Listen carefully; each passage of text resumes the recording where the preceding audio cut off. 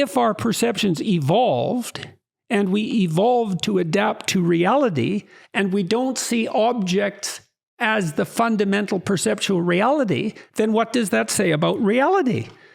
And that's not, the answer to that question is not bloody obvious. Mm-hmm. Well, that's another question I hope that I can get to with Dawkins, and maybe he knows something that I don't. God, I hope so. Yeah. See, I want to make the claim that it sounds then, and I believe you've made this claim, perhaps even Viveki, that the longer something has persisted evolutionarily, the most quote unquote real it is. However, then one would be acting as if there's something external that we're trying to map out. And then the closer we are to that, the closer our map is to that reality. Of course, we're not trying to mistake the map and the territory. Well, whether or not material objects exist, patterns exist, right? And it's not obvious what the most persistent patterns are.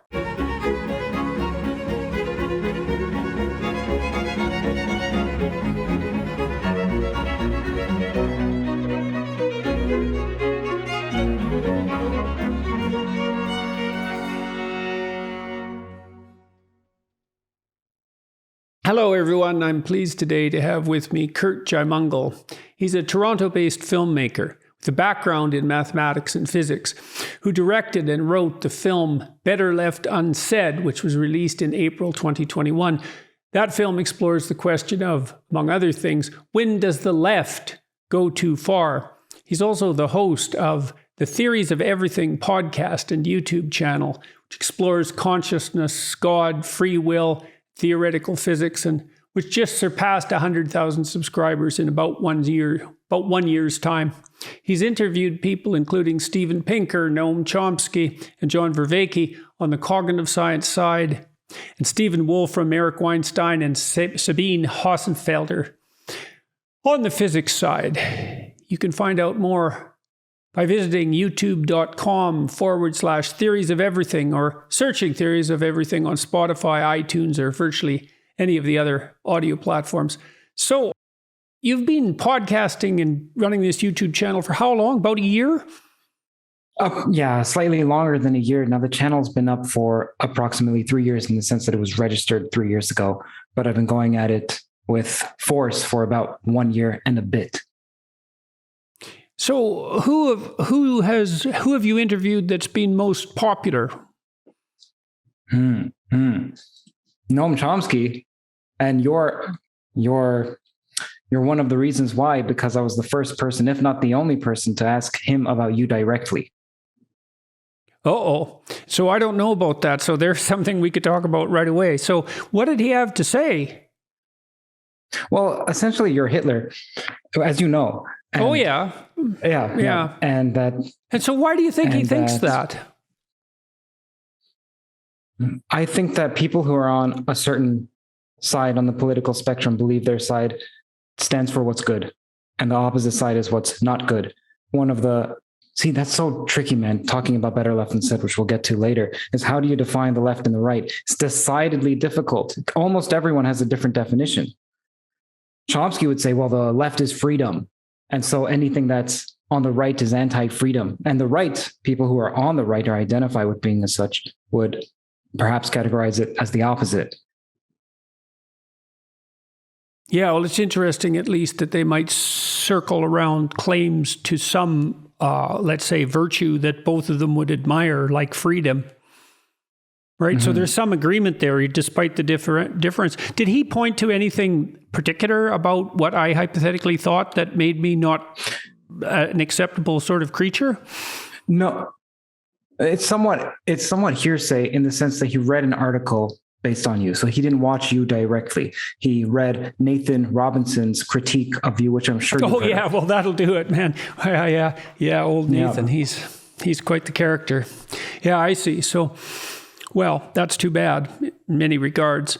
Did you learn anything in particular from talking to Dr. Chomsky?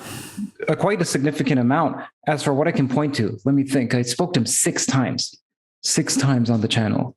So the first time about you, I found it interesting that he said, I asked each guest that I spoke to at the time, because now I've pivoted away from politics for reasons we can get to later. I asked him and every other guest, when does the left go too far? In some sense, it's a Petersonian question, because you've raised that quite a few times. When does the left go too far? He said, well, it's not a matter of going too far for the left. It's a matter of tactics. As for when does the right go too far? He said, well, the right is suicidal, I think was his words. So that's interesting, because it's really not much of an answer. I mean, I've been always looking for a technical definition of that, right? It's like, well, we know the right can go too far and we know the left can go too far. And how do we point to? And I think this problem has actually become more complicated rather than less, because the more I've been thinking about it, the more I think that the errors on the left are more in the nature of a vast number of small errors, often of omission. So the more reasonable people on the left kowtow too rapidly to the more radical types on the left, especially at the philosophical level. And I think that really happened at the universities. So, well, that's something we can explore. Well, it's actually a question I would have for you. Why do you think that is?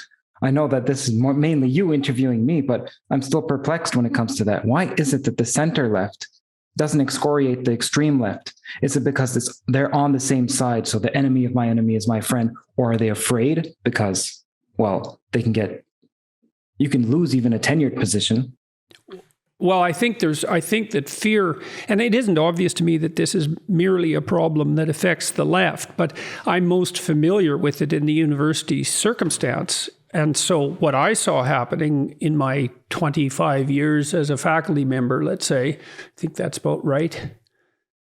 It's more than that, actually. But anyways, quite a long time, 3 decades, let's say, was that whenever the administration pushed on the faculty, so in our faculty meetings, for example, there would be administrative demands, and they were often unreasonable. They would increase the size of our seminars, say, for our 3rd and 4th year students, ask us to do more work with fewer resources. And that was a steady trend. Like if you look at spending, say, on faculty salaries versus spending on administrative salaries across universities in the West, broadly speaking, but certainly in North America, the amount spent on administration just skyrocketed upward, whereas the amount spent on faculty pretty much stayed constant.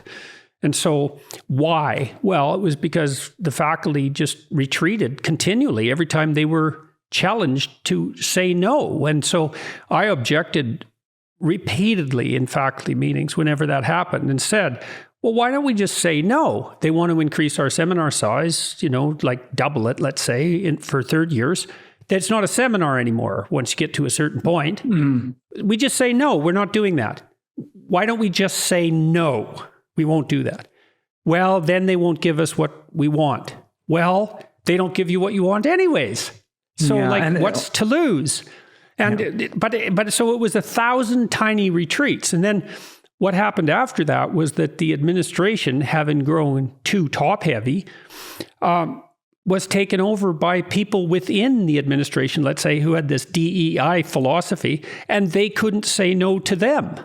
So when did the left go too far? Well, it was micro retreats, continual cowardly micro retreats at the university level. Now, sorry to be so long-winded about this, but there was something even more brutal underneath all that philosophically, which I'm trying to lay out in the new book that I'm writing, which is this postmodern problem. And the postmodern problem really emerged in the 1960s with the simultaneous realization across a number of disciplines that there's almost an infinite number of ways of perceiving anything. And I mean literally perceiving. So when you look at the world, you see these things you think are objects, and they're sort of self-evident. But where an object begins and where it ends is much more difficult to compute than anyone ever realized, which is partly why we don't have, robots wandering around doing things like dishwashing, which turns out to be insanely complex.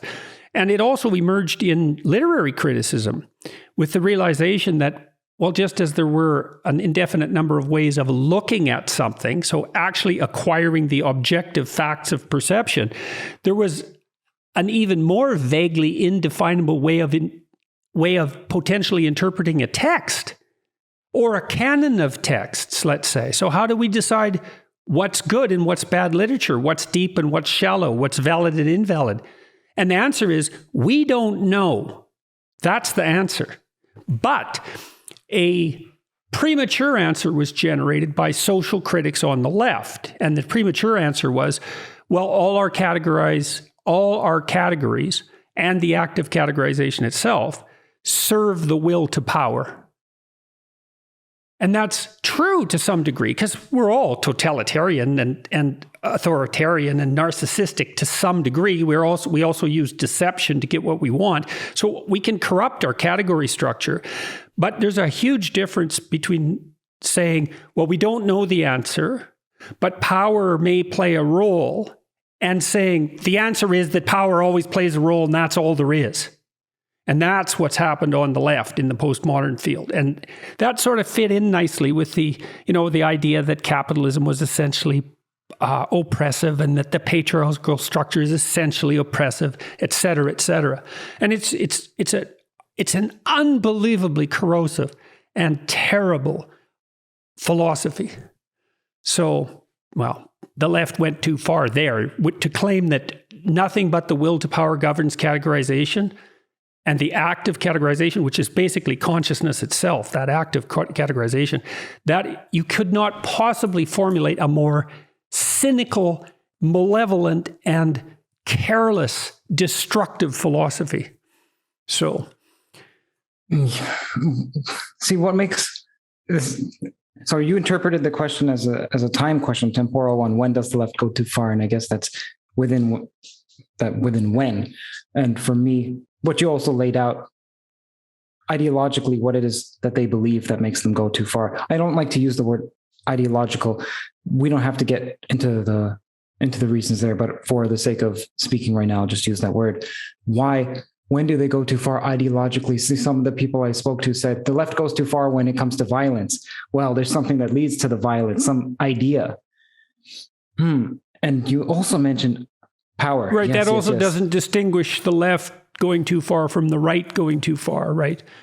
So, and it's not a really good answer, because sometimes we think that violence is justified, like in self-defense, and often political violence is, what would you say, rationalized, and sometimes perhaps even functions as self-defense. And sometimes it's rebellion against true oppression, in which case people on the left and the right might regard violence not only as necessary, but actually morally demanded, right? Ethically demanded. So the mere use of violence, and then, of course, what constitutes violence, that's the next problem with that. It's too shallow an argument to really get to the core of things. One has to be extremely careful about what counts as self-defense, especially preemptive self-defense, which is behind much of what they do. They'll say that, well, we have to take action now against the right or the extreme right, which pretty much everyone who is on the right, they would classify as being a part of the alt-right or alt-light. Yeah, well, that's another part. Yeah, exactly. Well, that's another part of this tit-for-tat process that we see, I think, perhaps accelerating it, particularly in the United States with the return of Trump, let's say, to the political arena. And there's a tremendous amount of distrust, growing distrust on both sides of the political spectrum, driven, well, that's the question. Driven by what? Certainly by the extreme views of a minority on both sides. Laying out the exact causal process is extremely difficult, because these things, they're not unidirectionally causal, right? They cause, each causes the other. You know, I poke you, you poke me. I slap you, you slap me a little harder. I punch you, you punch me. You know, and then we have knives and we're at each other's throats, and we say, well, you know, who started it? Well, maybe you said something insulting before I poked you. You know, but one of the things of interest when observing something like that is the causal process that's involved in the tit for tat return. And I've been thinking about that a lot, because for a whole variety of reasons that I can't go into. But Jonathan Haidt also just wrote an article about positive feedback loop processes operating at a very rapid scale on Facebook and Twitter, and exacerbating this political positive feedback loop, right? A runaway positive feedback loop If you're doing any recording and you bring your microphone too close to the speaker that you're speaking through, you'll get this howl of feedback, and that can destroy the whole system, the whole recording system. And that's a good example of how a positive feedback loop can get out of control. And that's the real enemy. If we're thinking meta-politically, the real enemy is the possibility that mutual distrust on both sides will accelerate our descent into a kind of melee. And so the enemy isn't necessarily the catastrophic ideology of the left or the right, but the manner in which extreme views can foster a spiral of violence that none of us know how to stop. And stupid little things can trigger it. Like one of my friends today sent me this article showing that, I think it was in the Virginia governor's race, that 4 people used tiki lanterns and they were hypothetically marching in support of the Republican candidate. And so they were posing as members of the conspiratorial alt-right, but 2 of them were actually Democrat operatives, political operatives, trying to discredit the Republican campaign. And that's so dangerous because they're basically acting out the proposition that it's Nazis, for all intents and purposes, fascists that are supporting the Republicans. And that's such a terrible lie, right? It's such a terrible lie to act that out, to demonize your fellow citizens that way. It's unbelievably dangerous. And we got to stop doing things like that, and all of us have to stop doing things like that. Right. That may be at the bottom of it, there's so many ways that this can be taken. And I think that it's difficult to say what's at the bottom, but one of the predominant factors may be personal lies, not personalize. Yes, I believe that. I really do believe. Why do you say that? Right. See, if you watch the film toward the 4th section, I believe I split it up into chapters, and in the 4th section, it becomes much more philosophical, which was one of the reasons why I started it, because I happen to like puzzles and philosophy. It's one of the reasons I went into math. I like abstract thinking. So I tried to make a case about lies and how lies spread. Now, there's one obvious route to take that with the memes. So you talk about memes and how memes spread. So you don't want to pollute that because that comes back to affect you if you care about yourself, first of all. So maybe you shouldn't care about yourself so much. As for, see, something I was exploring, and I'm not quite sure. Is it possible to tell a lie without lying to yourself? Now, it seems on the face of it, yes. I don't think so. Well, look, there is psychological evidence. Well, there's psychological evidence, though, that you can't. Well, here, let's dig into that a little bit. So you tell a lie to yourself and you think, well, I know the difference. It's like, well, don't be so sure about that. So here's one experiment that's an example.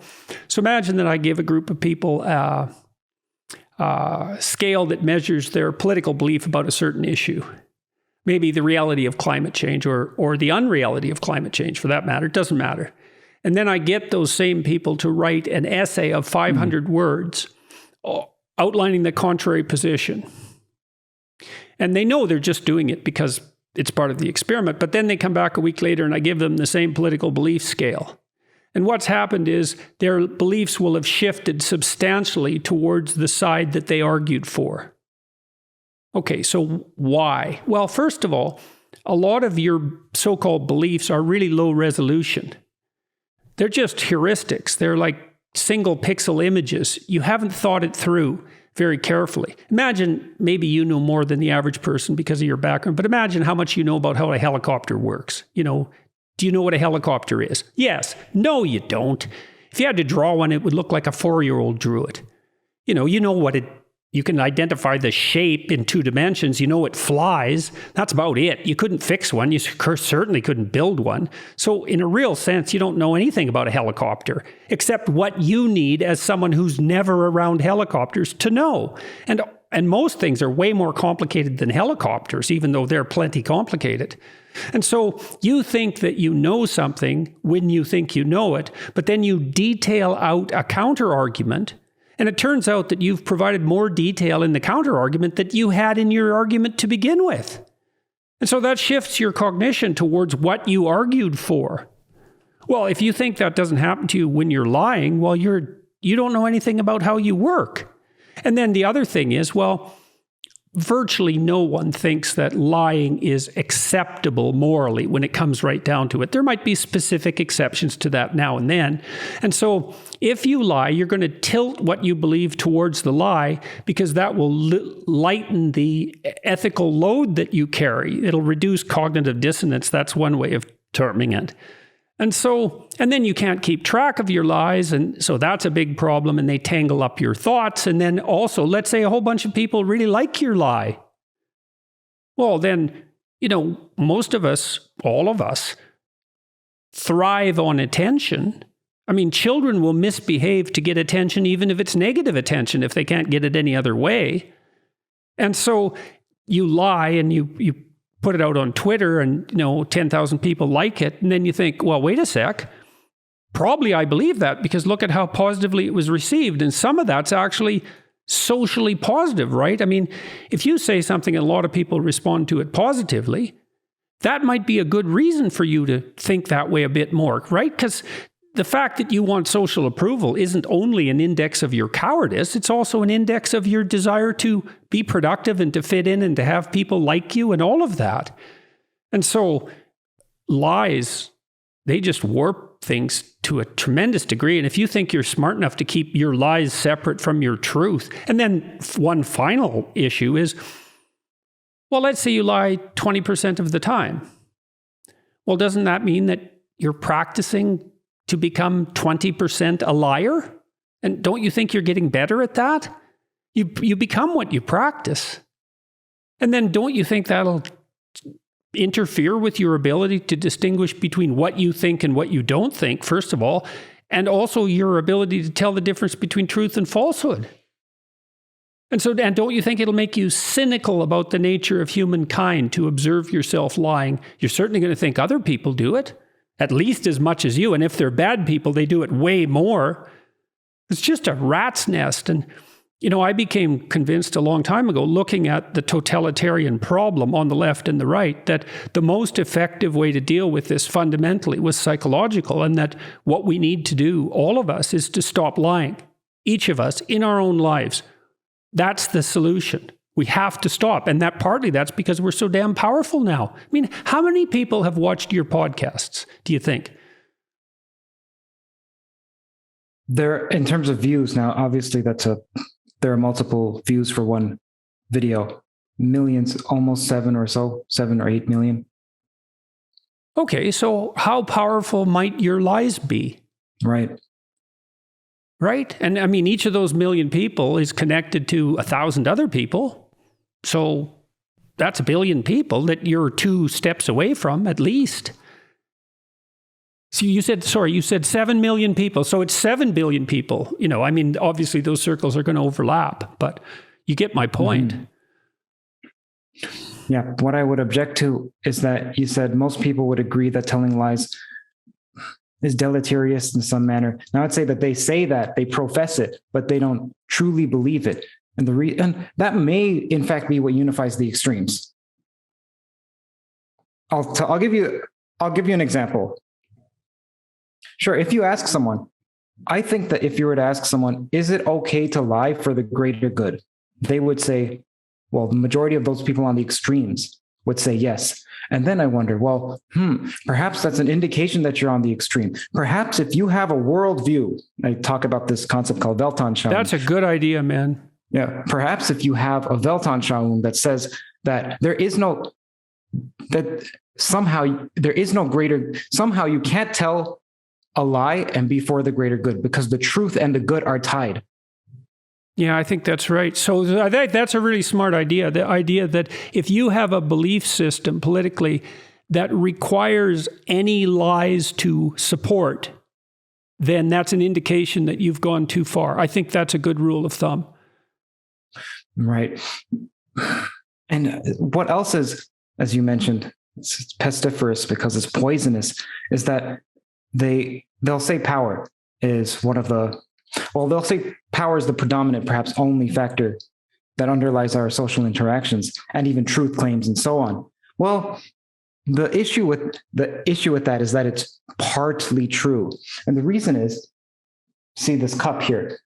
This cup comprises many elements. There's an element of power in this cup. There's an element of art as well, by the way. There's an element of physics. You can look at it mathematically. You can look at it through an engineering lens. You can look at it through an architectural lens. Yeah, well, the power in the cup is, for example, that you own it.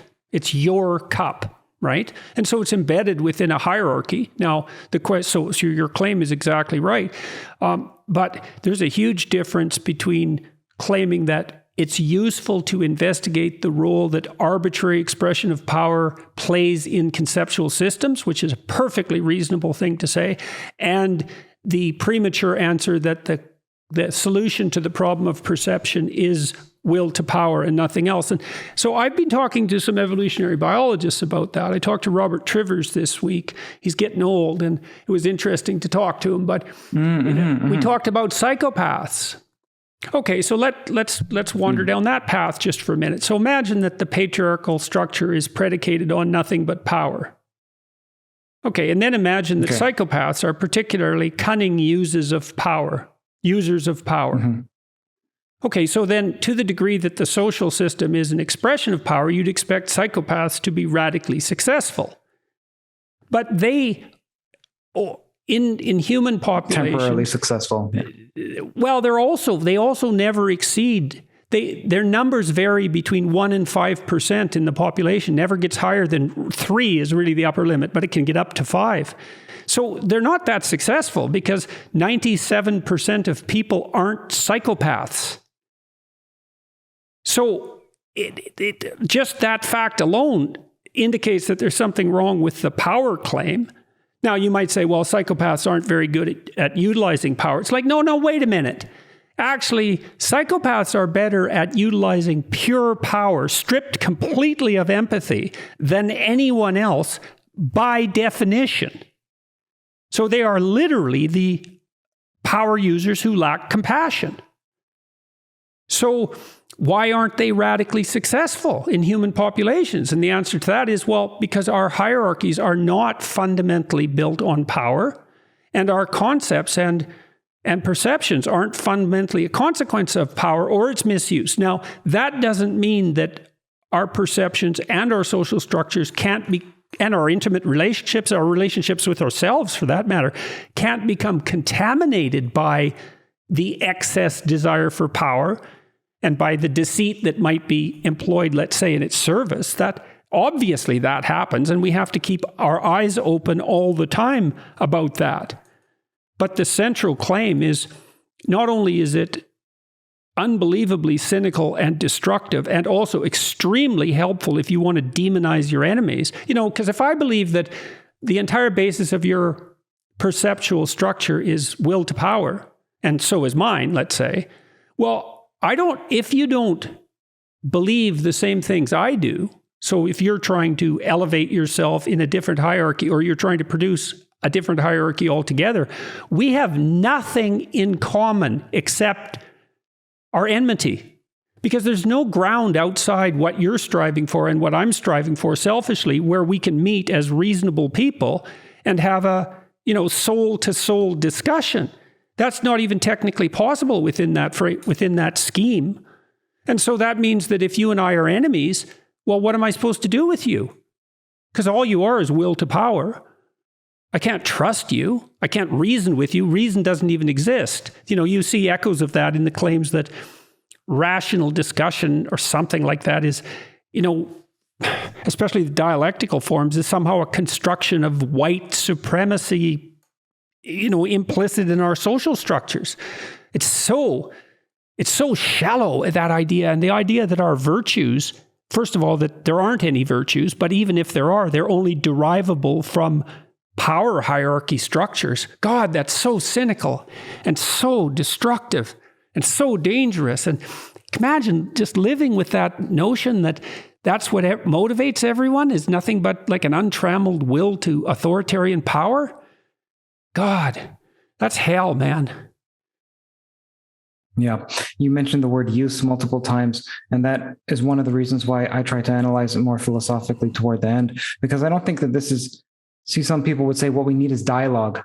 You'll hear this many of the times. It would come from people who are on the center right, center left. They'll say, we just need to speak to each other more. But I think what comes prior to speaking is we need to value the same. We need to be oriented in the same direction. Yeah, well, that's again what this new book that I'm writing is about, because there has to be an initial framework, as you said, that makes even the possibility of dialogue a reality. So it's got to be something. Look at what we're doing right now, you and me. Hopefully, this is what we're doing, right? Yeah, is like, hopefully. You know some things, and I know, yeah, that's right, man, hopefully. And let's bloody well pray that we are smart enough and wise enough and careful enough to do it, right? So, which is not easy. You come to this discussion thinking maybe you don't know everything and that I might have something to say that would be useful and interesting to you, that might actually be crucial to you. And I come to this dialogue hoping for the same from you, right? So first of all, we both come, to the degree we're doing this properly, in an attitude of humility. I want to hear from you. And, I tend to be kind of dominant in conversations and I talk too much. And so that probably interferes with it to some degree. But I really do try to listen. And I really do hope that when I talk to someone, that's partly why I do the podcast, is that they'll tell me something that someone as stupid and potentially malevolent as me might really need to know. And so if I listen real carefully, maybe they won't even know what it is that I need to know that they know. But if I listen very carefully, I can kind of call it out of them, and then I can use that information to correct myself so I don't do something catastrophically stupid in the future and hurt myself and the people I love. And so you have to have this presumption of ignorance and the belief that the person across from you, particularly if they differ from you, might have something useful to say. Because they're different from you, they know things that you don't know. So isn't it so good that they're different? And then you have to believe that men of goodwill exist, let's say, and that they can exchange information that's mutually corrective and both can walk away better. And that's something like faith. It's faith. Well, I think it's equivalent. I think it's equivalent to, in the Christian sphere, it's equivalent to the faith in Logos. It's the same thing. And Logos is a very complicated concept. One of the reasons, and I'm not quite sure why this is the case, but one of the reasons this Theories of Everything podcast has taken off the way that it has is partly because I'm not averse to this ambiguous, contradictory thinking when it comes to metaphysical issues like whether or not there exists a God. And to speak in terms of religious terms, most scientists are, as you know, and as I know, most scientists they find that to be anathema. And I don't... Hey, I'm going to talk to Richard Dawkins. Oh, well, that's wonderful. Yeah, I saw your conversation with Lawrence Krauss, and I did another one with Harris too, just a week and a half ago, and it went real well. I figured out how to talk to Sam better than I have before. I just asked him questions, and that's really useful to ask questions rather than, because I think I went sideways to some degree in my discussions with Sam, which I don't usually do. I was trying to prove something. Mean, sideways? Well, like I said, I was trying to prove something instead of listening and asking questions. And it would have been better had I not tried to do that and just tried harder and harder to understand what it was that he thought. Because the more we talked, the more we found like real major points of agreement. Like Sam is oriented to a great degree. He's very much concerned about the human tendency for atrocity and malevolence. Mm-hmm. That drives him, that terror of that. And I would say that's my fundamental driver. I hope it is, at least. And so that's something that really unites us. And he's hoping that he can find, a genuine morality. Now, he believes he can find it in scientific inquiry. And I don't think that's true, but whatever, he might be right. And it's not like I don't think science can inform our moral choices, and maybe has to. But when I came out on the public sphere and first talked to Sam, I had this sort of axe to grind in some sense, which was my belief that the fundamental framework from within which we see the world isn't and can't be objective. And I still believe that's true, but I was hammering it home because I wanted to win that argument. And that wasn't the most sophisticated way of going about it. Well, less and less, I think, as we talked. So, and this time I didn't do that at all. I just asked him questions, and we definitely had the best conversation we've ever had. So, and I'm really hoping to do that with Dawkins. It's like, I don't want to win an argument. I don't want to have an argument. I want to ask him questions. I want to find out what he thinks, because Dawkins is no fool. Great. And his atheistic materialism grounded in his evolutionary thinking, like, that's powerful. You know, it's a powerful system of thought, and he's a master of it. And so I want to find out what led him to the conclusions that he came to. And I have questions for him. You know, I want to talk to him, for example, about the instinct to imitate, because you were talking earlier about something that unites us, you know? So imagine this, for example. You know that the same person can be admired by a lot of different people, even people who differ in their political beliefs. And that admiration sort of captures them. That's charisma. That's part of charisma. The charisma is part of an instinct, right? Because if I think you're charismatic, and then I'm going to watch you more, my eyes are going to point to you more, I'm going to be more likely to do the things you do. I'm more likely to imitate you. And so I would say there's something like a central spirit that we're all driven to imitate. And it's the thing that we see as admirable across people. Yeah. And that points to something that we experience as religious. So like the ultimate expression of that which compels imitation is indistinguishable from religious worship. It's not propositional. Yeah. Well, that's a Vervaekean argument. Yes, absolutely. Well, and Vervaeke's one of the people who's thought this sort of thing through in most detail. Jonathan Pajot as well, and I know you had him. Did he make the cut of your film? Yeah, in the director's cut. So just for people who are watching, if you'd like to watch the film, it's best to go to betterleftunsaidfilm.com, because over there, instead of iTunes and YouTube and so on, which you can also get it from if you like, if that's easier, but you can go to the URL betterleftunsaidfilm.com, because over there, for the same price, you get access to the director's cut, which has Jonathan Pajot. And I'm sure the listeners, the watchers of this are fans of Jonathan. Yeah, well, I think Pajot is super smart, man. He's deep. And same with Vervaeke. Those two, they've taken certain forms of thought farther than anybody I've ever met. Vervaeke is so well read. It's terrifying. And Pajot is this weird character because he really understands postmodern thinking. Yeah. Well, you see, that's part of having an artistic temperament too. You know, people like that who are more open in trait terms, they can see patterns in things. Now, that can lead them astray because you can project patterns into, you know, the void, let's say, that aren't there. That's conspiratorial thinking, for example.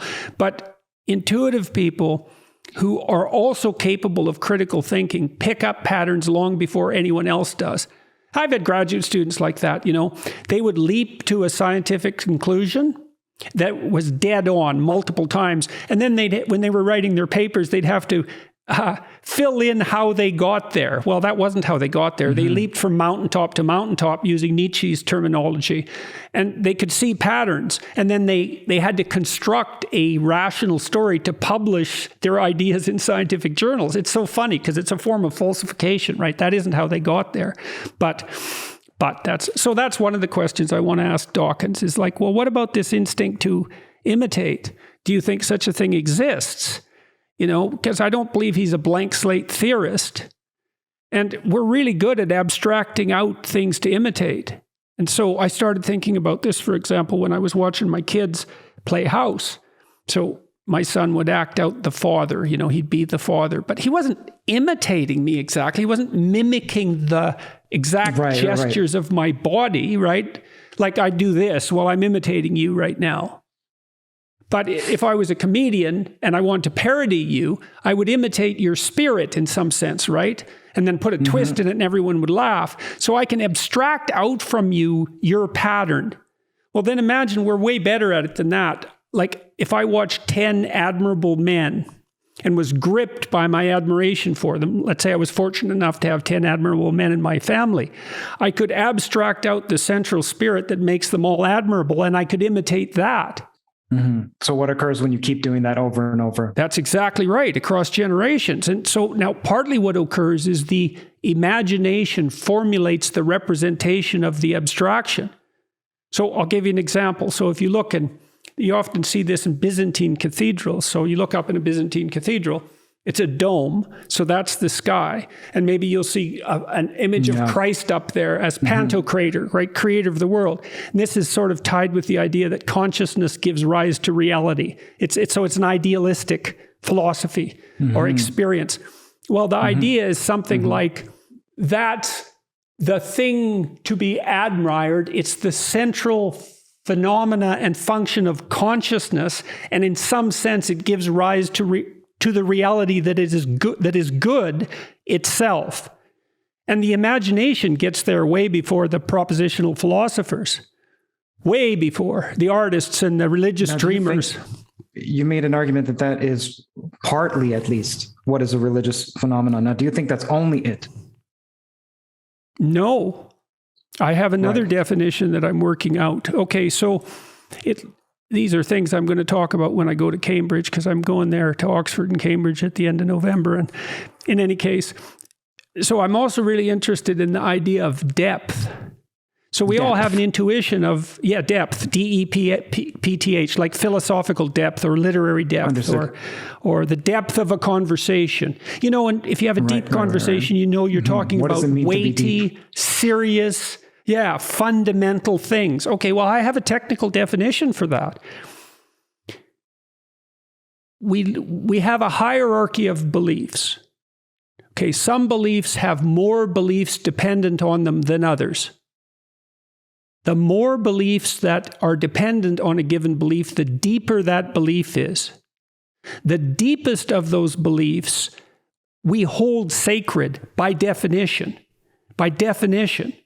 Our deepest beliefs are sacred. They're primary. And you can tell that in part because if they're challenged, you get unbelievably upset. And the reason you get upset is because, well, you're not just destabilizing that belief, you're destabilizing all the beliefs that depend on it. And so one sacred belief in a marriage is sexual fidelity, let's say, faithfulness, right? And you kind of take that on faith because, well, it's on faith that you think that's valuable in part, but it's also on faith that your partner is manifesting that because you know, all you have to do is get paranoid and then you can accumulate evidence that your partner isn't trustworthy, and no one's perfectly trustworthy. So you could see how, exactly. So, but it's a fundamental belief. And then if you find out that your partner's betrayed you, well, then the whole house of cards, perhaps not the whole house of cards, but a lot of the cards come tumbling down. You know, the past is no longer what you thought it was. Your whole faith in humanity itself might be compromised, including your faith in yourself. Like it really is a dagger in the depths, especially if you really loved the person and really trusted them. So the more sacred a belief is, the deeper it is embedded in this structure of beliefs. And I don't believe those are objective beliefs. So that's another thing I want to talk to Dawkins about. I do not think the scientific evidence suggests that our perceptions, that what we perceive are material objects that are self-evident that we then derive our conceptual systems from. I don't think there's any evidence for that. I think it's wrong, and it's been proven wrong. So, you know, that's some of the places I want to go. Yeah, tell me what you think of this. Now, I've only thought about this recently. I think when atheists call the religious dogmatic, what they truly mean is that you're pantheistic for low-level gods. What I mean is, what you've outlined is something like this. So let's say you have a hierarchy, and hopefully it's monotheistic in the sense that you're integrated, which no one is. But hopefully you're pointing to one God, one source of good. Okay, then you're like, well, what makes me good? And you keep going down and down and down until you get to extremely micro-level actions, such as type this email. I'm typing this email. Why? So that I can get an approval for someone for an interview. Why? So that I can talk, and hopefully so on and so on and so on. And I think you've outlined, I'm pretty sure it was you, that it depends on, so which level there's the disruption, that is proportional to the anxiety that you experience. Okay. It's exactly right. Yeah. So then I think we know the neurophysiology of that even. Okay. So then when someone like Sam Harris calls someone else dogmatic, essentially what they mean is that, why are you getting upset at this level? Why are you holding this to be sacred? So here's another example. To people who are fundamental in their religious views, so they believe it's literal, what's in the Bible is literal. Something I think about is, and even people who think the Bible is entirely metaphorical. If I say, well, what if, let's imagine I'm speaking to a fundamentalist. If I say, what if this aspect of the Bible is not meant to be literal, it's metaphorical, they get upset. Why do you get upset? Why is your belief in God contingent? Should your belief in God be contingent, or should you have faith no matter what? Okay, so then they would say, well, so why does that undermine your belief? To me, faith should be, well, it shouldn't be so easily undermined. And so in some sense, it's as if they're saying, here is my God, instead of at the top level. Well, here, what? Oh, yeah, they are. Well, here, okay. Well, so let's dig into that a little bit. That's a very good observation. Well, one of their unrecognized gods is literal, the phrase itself, because literal means real, and it means ultimately real. But literal doesn't mean real or ultimately real necessarily. Like literal is really, like, what does a Dostoevsky novel literally mean? Well, nothing. Well, none of it's true. It didn't happen. Or did it? Or did it really happen, like at a meta level? Well, that's where great novels happen, is at a meta level. So truth is complicated. And this is, so the fundamentalists, they're tripped up philosophically to some degree because they can't see how something can be, oh my God, it's so complicated. This is where Sam Harris and I kept going off on, different tangents. They don't know what they mean when they say literal. They equate literal with real. They equate real with material real. So when you go after that and you say, well, it's not literally true, what you're essentially saying is that, well, your whole belief system is predicated on a misapprehension, even about the nature of God, let's say. I mean, most religious traditions, many religious traditions insist that representing God in a concrete manner is actually an error. The Taoists are not very happy with that idea. The Muslims certainly aren't. The Orthodox Christians many of them really don't like to represent God the Father in their iconography.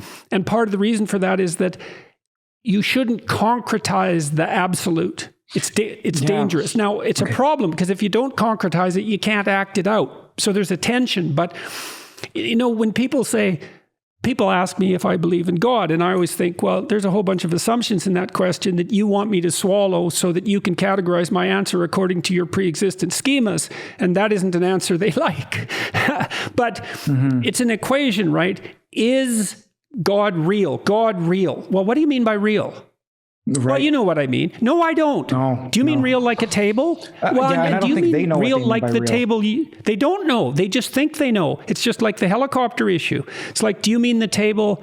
Do you mean the table you know? Do you mean your table? Do you mean tables in general as real? Do they have to have 4 legs? Do they have to have a hard top?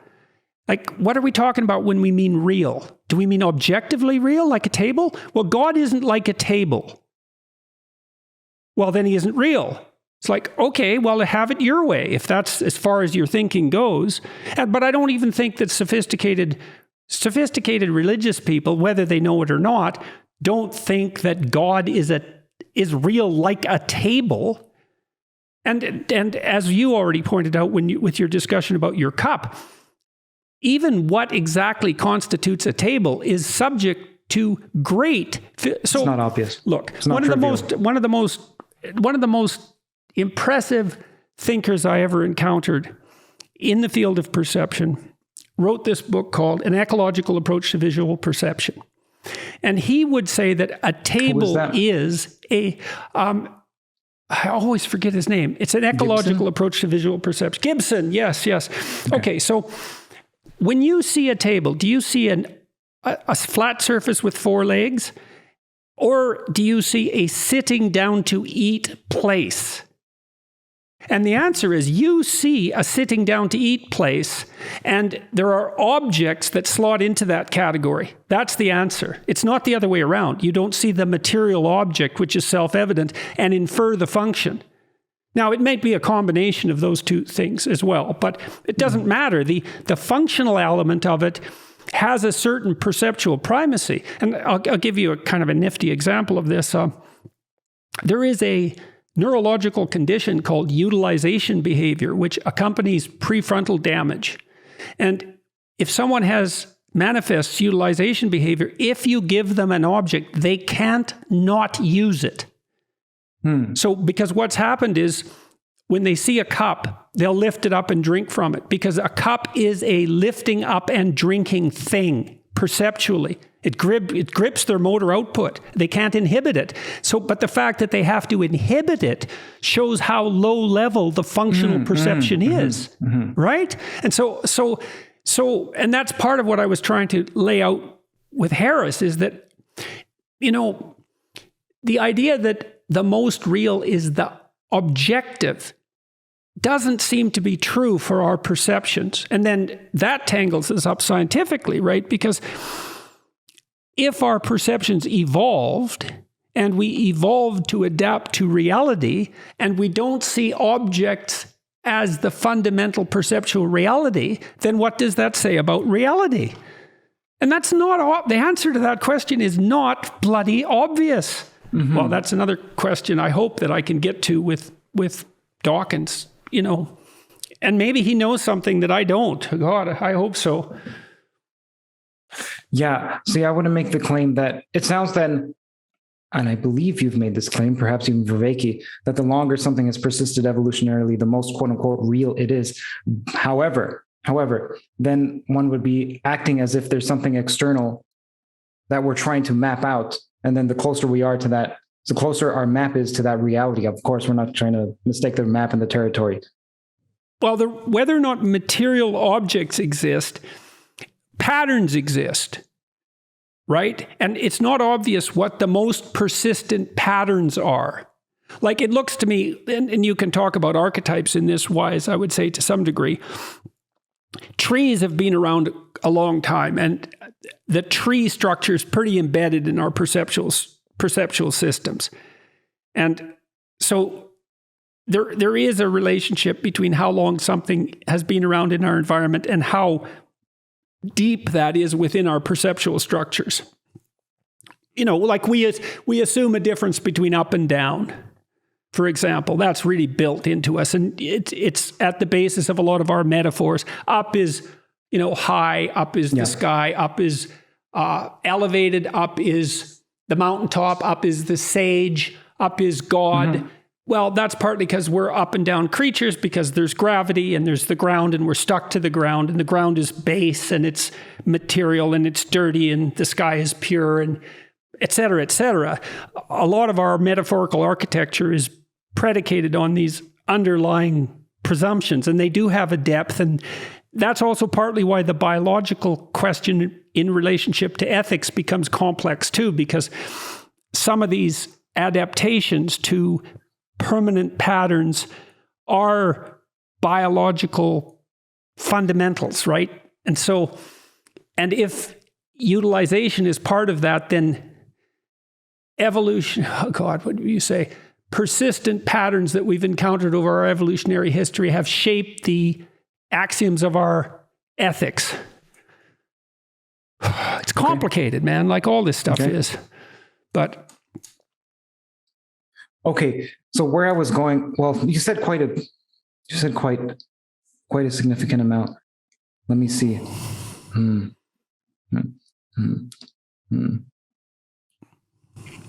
Okay, so I'll just go down one route. I don't know if you're aware of Donald Hoffman. The name doesn't ring a bell. Okay, so Donald Hoffman is a cognitive scientist who makes the claim that what we see is not reality. It almost certainly cannot be. And the reason is that the amount of ways that reality could be versus the amount of ways you could perceive, so let's say the amount of ways reality could be is at the bottom, and then you have on the numerator the amount of ways that you perceive, that tends to zero. for anything that's even remotely complicated, which we are more than remotely complicated. Well, look, you've watched The Simpsons or South Park. South Park's even a better example. Well, it's barely animation at all, South Park. It's just icons moving. You don't care. That's good enough. Mm-hmm. And it doesn't matter that, in fact, it's kind of an interesting style and it doesn't clutter up the story, right? And so what you see is an icon. Now, look, if you see an icon and the pixels in the icon are random samples of the underlying reality, then, and the reality doesn't change during the act of perception, then you're still seeing reality, but you're seeing it at very low resolution. And I think that's a better way of thinking about it. It's low resolution. It's not real. And you actually don't want your representations to be any higher resolution than necessary. So imagine on a computer, sometimes you want a thumbnail because that's good enough. And sometimes you want a high resolution photo because you need detail. And that's a really good way of thinking about our perceptions. They're low, and then also our heuristics. So I think that each of us has a complete map of the world. Now you might say, well, we can't because we're ignorant and the world's real complicated. It's like, yeah, but we just cover up what we don't perceive in detail with a low resolution map. And so things we haven't delved into in detail are mapped in a very low resolution way. And that's good enough as long as when we use the representation, we don't encounter an error. It works. And if it doesn't work, well, then you have to decompose you have an explanation for, in some sense, a representation of everything. It's just low resolution. Like think of the word sky. Okay, that's an icon. The word is an icon. So you could think the word is a representation of an image of a representation of reality. So when you look at the sky, you don't see the sky. Like, let's say you're looking up in the night sky. I mean, God alive, there's 100 billion galaxies up there. You don't see them. You see a low-res representation, and then you make it even lower res by saying sky. Well, is that good enough? Well, it's good enough if you don't get hit by a meteor when you're out there on the deck standing looking up at the sky, because it does the trick for the time. That's a pragmatic approach to truth to some degree. So it works well enough for your current purposes. Complete enough for you to act in the manner that produces the result you want, not the result you predict, the one you actually want. It doesn't always occur like that. Yeah, it's not. Yeah. No, okay. Well, of course not, because it's partly because our low-res our representations are fallible, immensely fallible. But often they're good enough. When you were speaking to Harris, what I thought was underlying the disagreement between you two, and even with you and Brett Weinstein about truth, is that there's the implicit assumption that one should pursue truth. So I don't know if that's the case, but when you're referring to truth and you're saying, well, here's the definition of truth, and if we were to just follow blindly scientific truth, we would build atom bombs, which we have. We could destroy us. There are many paths that can go that aren't salutary, so we should pick. And Brett was saying, well, one is explanatory. Well, who cares about explanatory? We care about our life. To me, what was what was underneath it was that we should pursue truth. Am I correct in my assessment, or was there something else? So what if one made the claim that we don't always have to pursue truth? Well, we can't pursue it everywhere, right? There has to be a spirit that animates the pursuit of truth to give it some direction. Well, look, here's an example. I think I probably used this in my discussions with Harris. I read this book once about biological warfare research in the Soviet Union. And it's pretty damn relevant in the case of Wuhan, let's say, and God only knows what happened there. But in any case. Demonetized right now. There were Soviet scientists working on trying to make a hybrid between smallpox and Ebola. What's that? Ebola. Right. And then to make it deliverable in aerosols. Well, how about maybe not? How about maybe we don't go there? You know, and scientists are making decisions like that all the time because there's an infinite number of facts to study. See, this is the problem with the pure science argument, follow the science. It's like, well, there's an infinite number of facts. This is a problem. So science is all about the facts. Yeah, which facts? And then that gets us into the postmodernist dilemma because the postmodernists say only those facts that serve the will to power and your particular will to power. That's just a very cynical way of looking at science. So, but there's still the question there, right? Something is directing this. Something needs to be directing this. And I would think Harris and Weinstein and myself would all agree that the pursuit of truth is of exceptional importance. And also that there are methods for distinguishing, let's say, material facts, scientific facts from ethical facts. Now that's where it gets trickier and the relationship between those two. I don't think you can look at the facts except through an ethical framework. I don't think it's possible. The ethical framework is built into your perception. I see. You can't help it. And the reason for that, it's technically quite straightforward, I believe, is that we are fundamentally ambulatory and goal-directed creatures. We walk, we move.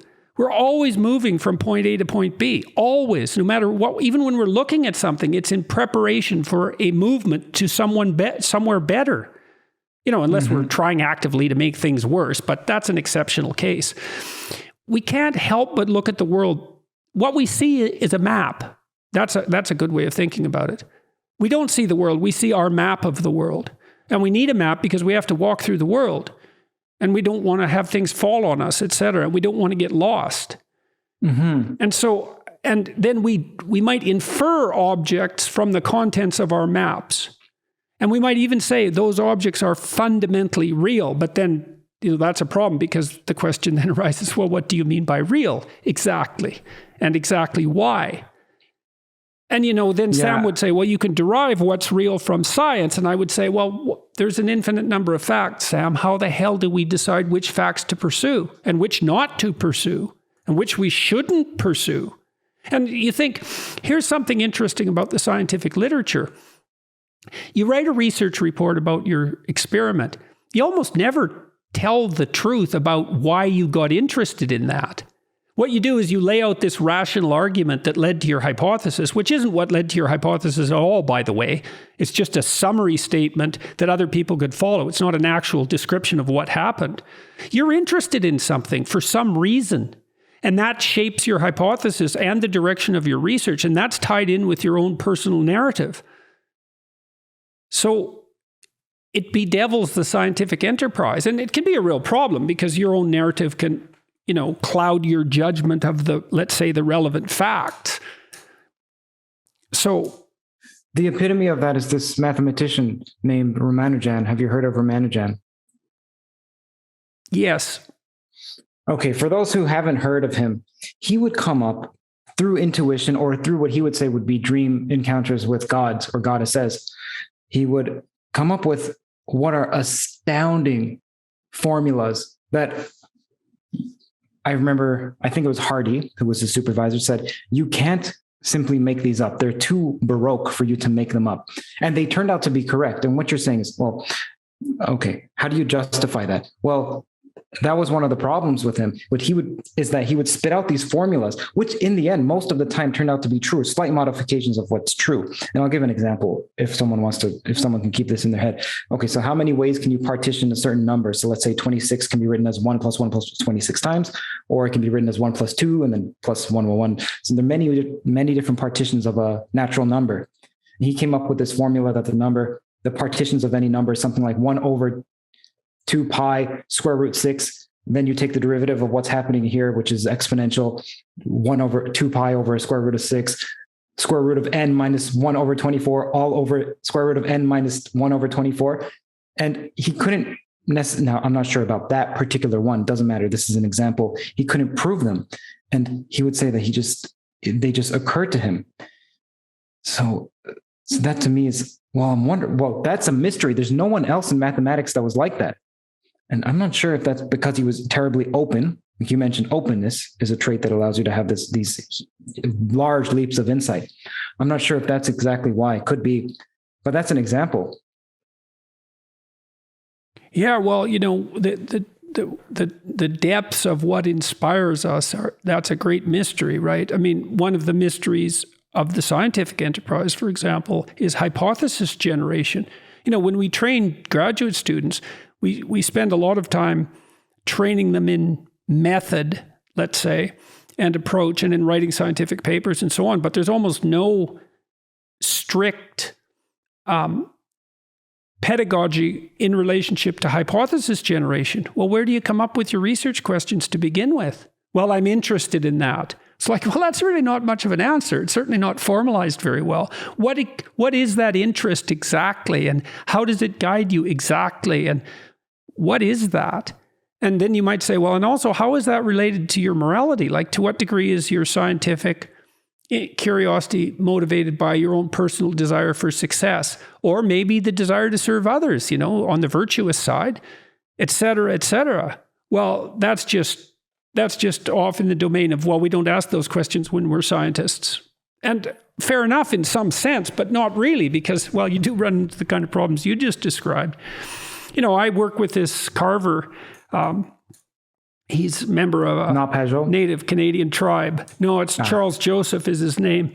And he's quite a remarkable person. And he carves these traditional West Coast Native Canadian Kwakawak sculptures. And he dreams in those images. And he consults with the spirits of his father and grandfather, great-grandfather in particular, in his dreams about his carvings. And he doesn't talk about that with anyone because they think he's crazy, but he's not. He's definitely not. And he's a great artist in my estimation, unbelievably creative. And his creative process is so unique that, well, it's remarkable to listen to him. And he's the inheritor of an unbroken tradition that stems back perhaps 15,000 years. Yeah, you brought that up to Krauss. That you said science is nested within what you would consider to be the religious domain, and you could give an example by motivation. What motivates you to pursue a certain direction? So sure, once you've gotten to that direction, it's then a scientific. And then he said, "Well, look, can you point to me any fact, let's say, that the religious has come up with?" Something like that, he said, or knowledge. And then the question was, well, what does one mean by knowledge? And to me, it's a soulless way of looking at the world. They devoided the world of soul to begin with, and then wonder, where's the soul? So it's like you've watched someone, you take right now, if I go there and I open up the fridge and I say to you, or you say, hey, Curt had some soul that made him get up and go to the fridge. And then they say, well, what pixel, where was that soul? At what point when his fingers touched the fridge did the soul come in? Well, the soul was behind that. Sure, at the lowest level, it wasn't, but the soul is somewhere at the top. Well, what is the soul? Yeah, well, look, I mean, I think it's perfectly reasonable to point out that there's no spirit in science in some sense, because we chased it out when we developed the scientific methodology, right? And there may be an equivalence it is a related problem. I'm going to talk to Penrose, by the way, also when I go to Oxford, wonderful. And about that, because Penrose thinks that consciousness is not computational, and I don't understand why he thinks that. I mean, I'm talking to computer engineers who are building AI brains fundamentally, and they're quite convinced that, if you like. Hey, go right ahead. Sure. So I've studied Penrose and spoken to his partner, Stuart Hameroff, on the podcast. So, Hameroff, yeah. So the reason Penrose fundamentally thinks that it's not computational is because of Gödel's incompleteness theorem. The fact that, so if it's computational in some sense, that means it's a first order language. Now, because of Gödel's incompleteness theorem, we can generate a proposition that we see as true, but the first order language cannot see that it's true. And this can happen over and over. So you say, they actually accept that interpretation of Gödel's incompleteness theorem? Because I proposed that in my book, Maps of Meaning, and a number of philosophical critics have said that I misunderstood that incompleteness theorem and that it didn't have any application in the domain of philosophical inquiry. But I thought it was also an argument about first principles, that any internally coherent system had to be predicated on axioms that weren't provable from within the confines of the system. And so that's part of Penrose's issue here, is it? It's the first principle issue. Yeah, now I'm unsure exactly what you said in Maps of Meaning that would make a philosopher raise alarm.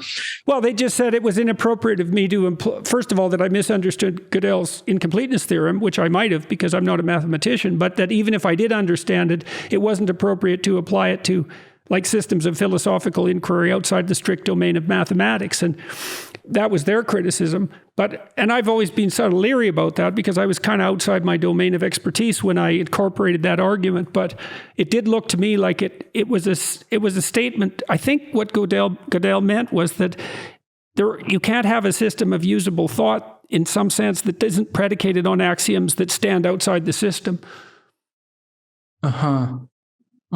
See, I recall reading an article of yours about a year or 2 years, maybe even 3 years ago, about Gödel's incompleteness theorem and God, how Gödel's incompleteness theorem in some sense proves God. And then when I was searching for it again, I couldn't find it. Do you recall writing an article about that? I don't think, I don't think I made that. No, I don't think I made that argument. But I could ask Penrose about that. Yeah. Sure. Yeah. Well, the question, if that interpretation is correct, and if this is the issue that Penrose is trying to solve, I'd be very interested in that. So thank you for that, because I'll ask him. But the fact that I think there have to be axioms outside the system, say the propositional system, because something has to fill in the gaps that our ignorance leaves. Because we have to map the world, but we can't because we're ignorant. And so what do? Well, we have assumptions. And even our perceptions are assumptions. You know, for example, I'm watching you and I'm acting as if what you're doing is telling me the truth. But that's an assumption. Now, it could be a generous assumption. It could be a necessary assumption, but there are going to be times when that assumption, which is a perceptual act, because I see you that way, right, in the broader sense of seeing, there's going to be times when that's wrong because I'm talking to someone who isn't telling me the truth because they don't know what they're talking about, let's say. That's ignorance, or maybe they're being malevolent. So we fill in the gaps between our propositional knowledge and the infinitely complex world with presumptions.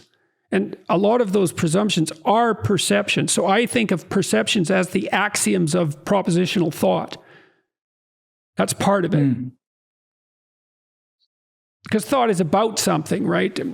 Yeah, Penrose would come from, maybe it's adjacent, but an alternate route that is about understanding. The fact that we can understand a statement to be true, and it came from a first order language, but that first order language cannot see that it's true, that we understand it, implies that what we're doing is not computational. And the reason is that, let's imagine we could find the computational. There's this guy named Stephen Wolfram who believes that what underlies reality is something like hypergraphs. And then there's a system of rewriting.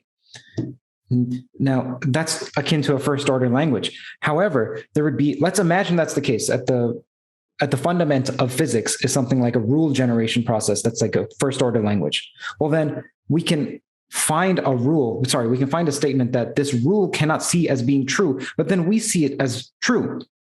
So how is it that we could be generated by this? If we're embedded in the first order language, how is it that we can see how is it that we can understand that to be true when we're generated by it? Okay, so that was part of the reason that Jung hypothesized the existence of a transcendent self. So imagine that as you go through the different manifestations of your personality in your life, you say, I radically changed at some point. You look at retrospectively and you say, I radically changed. Well, imagine that there's these map systems that you identify with. You say, that's me. Your ego identifies with them. You say, that's me. But then that changes radically. And maybe you fall into chaos when it changes because you lose your belief. And then a new belief emerges out. Well, it emerges out of something underneath. And so Jung posited that part of what the self was the thing that remained constant across transformations and actually guided them in some sense. Now, Jung also believed that Christ, technically speaking, psychologically speaking, was a symbol of the self. Yep. And that's partly why the death and redemption idea rings true with us, because we all go through partial deaths and descents sometimes into hell, when everything falls apart around you, to think about that as a descent into hell is perfectly reasonable metaphorical statement. It certainly feels like an eternity when you're there. And in some sense, that domain has always existed right across the span of humanity. And it's a place you can go. It's also a place that deceit is very likely to take you, because it makes these presumption systems very fragile and much more likely to degenerate into a chaotic hell. In any case, the self is the thing that's underneath that remains constant, but also the thing that guides those transformations. And even more importantly, in some sense, it's the thing that gives us the intuitions that guides those transformations towards a higher order form of unity and completion. And then you could say maybe that we're manifesting, you and I are trying to manifest that spirit in this dialogue, because we're trying to modify each other's proximal constructions to move them towards a more accurate and valid position, and that we're very engaged when that's happening because it's so vital. When we go away and we think, that was a good conversation, that was a deep conversation, we really got somewhere, something like that metaphor. So we can't simply use engagement as a barometer or as a marker of following this value system, because some people can be engaged heavily so when murdering people. Yeah, well, one of the things I warn people about in Maps of Meaning was, if you lie enough, you will warp the implicit structures that guide your interest, and then you won't be able to rely on it, and then you're lost. Because imagine if you couldn't rely on your instinct for meaning because you'd corrupted it. What are you going to do? I think that's the sin against the Holy Ghost, fundamentally. You can't recover from that. You're speaking my language. I'm liking what you're saying. It reminds me of, it's like we have a compass, and every lie is a disequilibrium. It makes it not operate properly. And so that's one reason to not tell a lie. And what's interesting though is that if you've corrupted your compass, and your compass should hopefully lead you somewhere positive, and that depends on if you're aiming positively, then telling the truth recalibrates it. Yes. Look, psychotherapy, I kind of developed this idea when I went down. I did my first public talk at Bucknell University about a month ago. And one of the things that I've been writing about is that the psychotherapeutic presumption. So the first presumption is that there is such a thing as psychotherapy. The second presumption is that it can lead you to a state of increased psychophysiological well-being and health. So wait, why is that first assumption necessary? What do you mean that there is such a thing as psychotherapy? Well, you could just say that it's just rubbish, right? When Freud first came out and said, well, talking can cure people, that was a pretty preposterous claim. No one believed it. How can just talking, heal? It's like, well, talking is thinking. You don't think thinking has anything to do with your psychophysiology? And what Freud did was have people just talk. They could say anything. He didn't even, that's why they laid on the couch and didn't see him. It was like, say anything that comes into your mind. Okay, so, essentially what you're doing is telling the truth to yourself in an untrammeled manner. Now people think by talking. Most people think by talking. You have to be a pretty good thinker before you can think without having to talk. And really what you have to do is talk to yourself in your head. You have the revelatory part of thought, which is your ideas, and then you engage in dialectical criticism internally. It's an internalized conversation. And you have to be pretty sophisticated to be really good at that. You have to be willing to divide yourself into at least two parts, and you have to be able to do that. Most people do that by talking. So they reveal what they think to themselves by talking. And then having said what they say, they can, take it or leave it. And then they start to distinguish between the wheat and the chaff, and that can be is psychotherapeutically curative. And certainly people like Carl Rogers placed a tremendous emphasis on both truth as the curative process in psychotherapy, but also the necessity for the psychotherapist, him or herself, to essentially act out something like the role of Christ. Rogers was extremely influenced by Protestant thinking. He was going to evangelize the world when he was a kid, but he became agnostic or atheistic, but it all stuck. So the idea was if I listen to you in the right spirit, you can reveal truths to yourself that will reconstitute you and redeem you. That's basically the whole premise of psychotherapy. And it works, you know. And mostly what I saw in psychotherapy, I practiced for 20 years, was we got rid of a fair bit of ignorance. We did a fair bit of social skills development. Like I taught a lot of people how to shake hands and say hello and introduce themselves because they just didn't have those skills. But a lot of it was, let's find out the lies, man, and get rid of them. And right. It's up to you to figure out what the lies are. I'll listen. I'm not telling you. I don't know what your lies are. I don't know what lies you're tangled up in. I don't want to presume. Yeah. And I know some people who would lie to their therapist because they're too ashamed or for whatever reason. And some people ask me, what am I advocating for with this film, Blue, Better Left Unsaid? And for me, if I'm not advocating for anything. I'm not like, well, it'd be presumptuous for me to advocate. It would mean that I found something that I'm trying to convince other people of. Truly, Better Left Unsaid was like an attempt for me to cohere and solidify my own thoughts, develop them. So what did it teach? What did it teach? What did it teach you? Well, it taught me that that's simply not easy. And you'll notice that I tend to pause before I think. And one of the reasons is that firstly, I'm trying to, if it's something that I've said before, I try to say it in a different manner.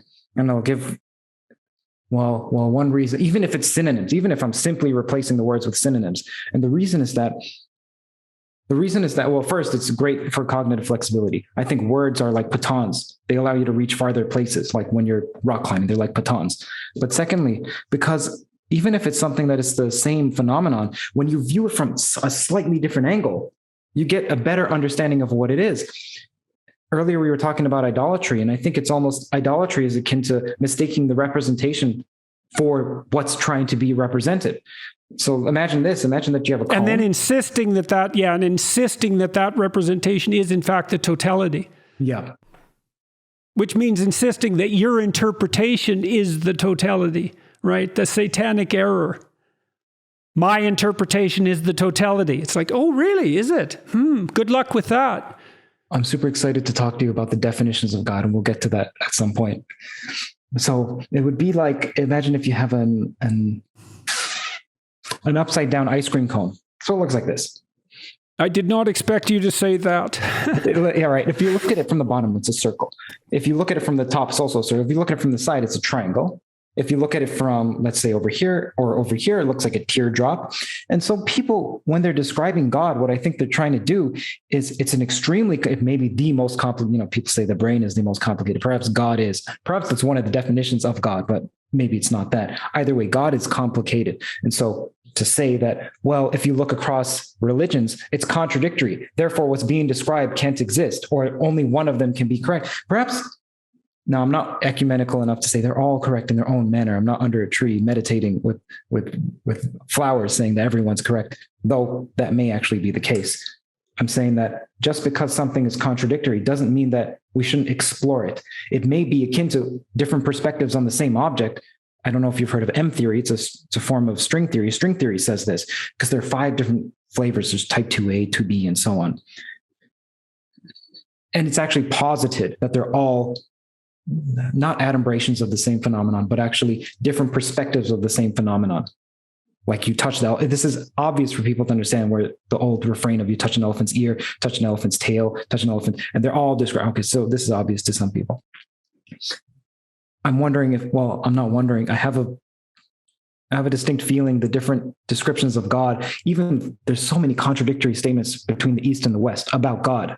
The East, there's suffering in life. There's also extreme grace and love in life too. But one of the solutions is act right. So don't lie.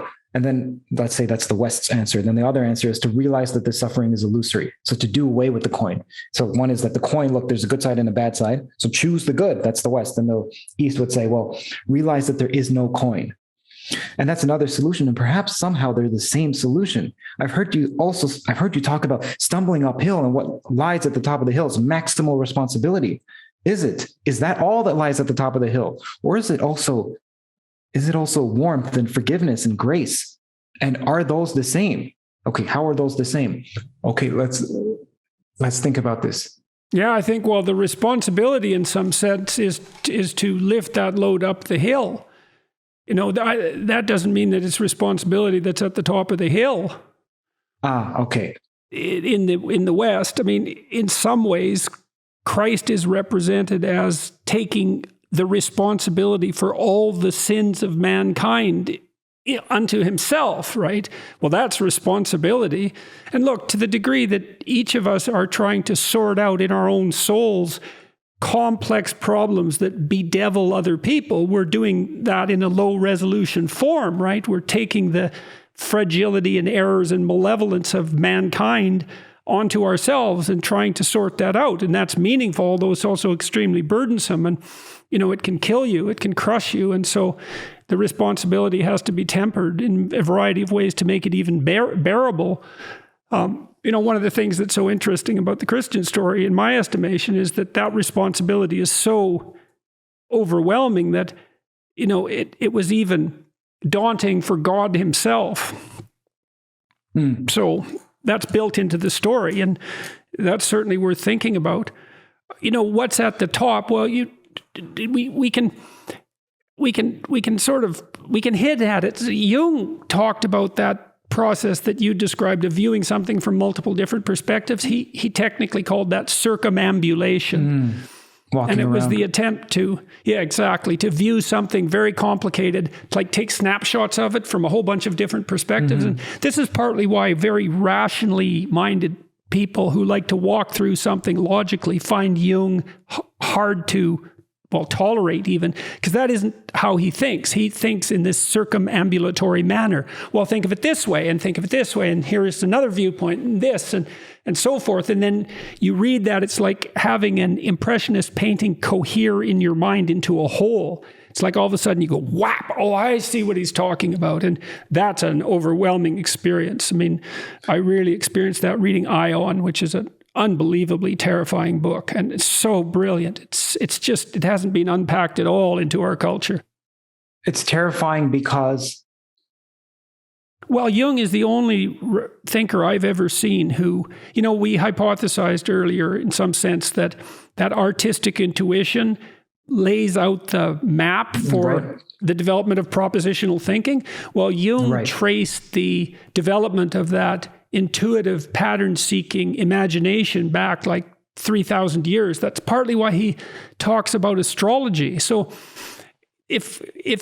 when we looked up in the night sky, let's see, prior to the development of astronomy, what we saw, we didn't know what we were looking at, right? It filled us with awe, but we didn't know what we were looking at. So we populated the sky with figures of our imagination. That's the constellations, and it was a way of orienting ourselves. So if you look at astrology, psychologically, what you have is a vast storehouse of the contents of the human imagination. Now, in astrology, there was the idea of a certain kind of progression through the eons. Well, Jung believed that the fantasy that underlied astrology was so deep that it had sketched out the map for the trail that we're actually walking down. I don't understand. And so that. reading it, well, so the artists have intuitions about what's coming. So they're the first people in the unexplored territory. And then the more propositional philosophers and such, and the scientists, they fill in the details. But the trailblazing has already been done by the imaginative and the intuitive. Right. And so Jung, in Ion, Jung tracks, well, that's okay. In Ion, Jung tracks the contents of that imagination back several thousand years, and also lays out something like a scheme for the future. So, for example, he believed that, this is so strange, man. He believed that the idea that there were wise men who saw a star that signified Christ's birth was actually a reference to the astrological idea that something new would be born at the dawn of the age of Pisces. Pisces, how does that get to one star? Well, because they were interpreters of the stars. So Pisces Pisces is a constellation that's characterized by a fish going in one direction and a fish going in the other. And Jung was very interested in the use of fish symbolism in Christianity. He associated that with the astrological imagination. He also believed that the 2,000-year period from Christ's birth roughly to now was characterized by two ions, one which was explicitly Christian, that's the fish moving in one direction, and the other, which led to the development of empirical science, was an antithesis. And that had been foreshadowed by this symbolism, which was part of the intuitive discovery of that which was yet to come. And that's only part of the argument. And it's an unbelievably profound book. And it's terrifying once you understand what he's talking about. And I've never seen anyone criticize it who actually understood it. You know, almost all the criticisms I've seen of Jung and his thinking, it's like, no, you're not hitting the target there, buddy. He's asking questions that you don't even know need to be asked. So you're not in you're not in the ball game. So yeah. In any case, the more scientific minded people.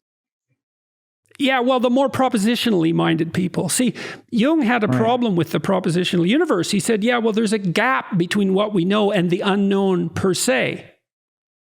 Well, what fills that gap? Well, dreams, the imagination, imagery. It's at the boundary of propositional thought, and it's between us and what we absolutely don't know. And the visionary artists operate in the domain of imagination and pave the path for the propositional types. And think about the relationship, say, between Dostoevsky and Nietzsche. Nietzsche was much more propositional than Dostoevsky, but Dostoevsky fundamentally is deeper. Now, he's not as clear, right? That's the trade-off.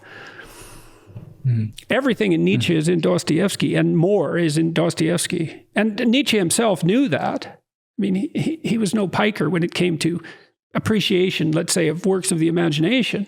But that's a good way of thinking. And then you see this too. I saw this great lecture by Jonathan Pajot, which I'm going to put up on my YouTube channel, where he spent about 20 minutes explaining the meaning of an Orthodox icon that showed a serpent. I don't want to get into it, it's too complicated, but there's so much in that image, you just can't believe it.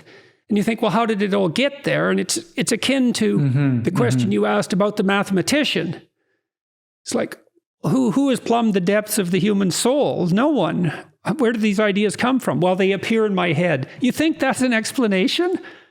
The ideas appear where in your head exactly? What do you mean by your head? Do you mean physically? Like, what do you mean? Well, you don't know what you mean. And God only knows where ideas come from. And to think that they just spring fully formed out of the void without a huge developmental history is naive in the extreme. Yeah. It's like, who built the Sistine Chapel? Was it Michelangelo? Not who painted. And well, in some sense, yes, but also he came from a myriad of people before him. And not only that, but the Bible, and also thousands and thousands of years before. To me, these scientists who I'm not trying to demean scientists in any way. I mean, the rationally atheistic-minded scientists, and I'm strawmanning them when I'm saying that. So let me just pick someone, Krauss. So Krauss, to pick on Krauss. Krauss looks at phenomena in an extremely depthless manner. Now, obviously he doesn't. But what I mean is, it's almost like someone who's at the top of the trees and they're so far up that they don't realize that there's roots beneath them, that they've forgotten that there's roots and they think that they don't need it. They dislike what doesn't make sense. Yeah, well, that's part of this. That's right. That's exactly. That's part of this. See, Krauss is a great physicist, but there's a lot of what he does that he regards as self-evident and is never questioned. And it's sort of a precondition for what he does as a physicist, because, if you're a physicist, you're off doing physics. You're not questioning your presumptions, except maybe in the domain of physics. But a lot of what he regards as self-evident just simply isn't self-evident. It's not. And that's a real problem when it comes to discussions about what's real. And you brought up a couple of issues earlier that are really worth returning to. One issue is, what is the one that unites the many? And you might say, well, we don't need one that unites the many. We can have a diverse range of values, let's say. Well, then you have the problem of conflict, confusion, and anxiety, plus hopelessness, because you don't really have a goal. It's not like that polytheism, let's say. is without a cost.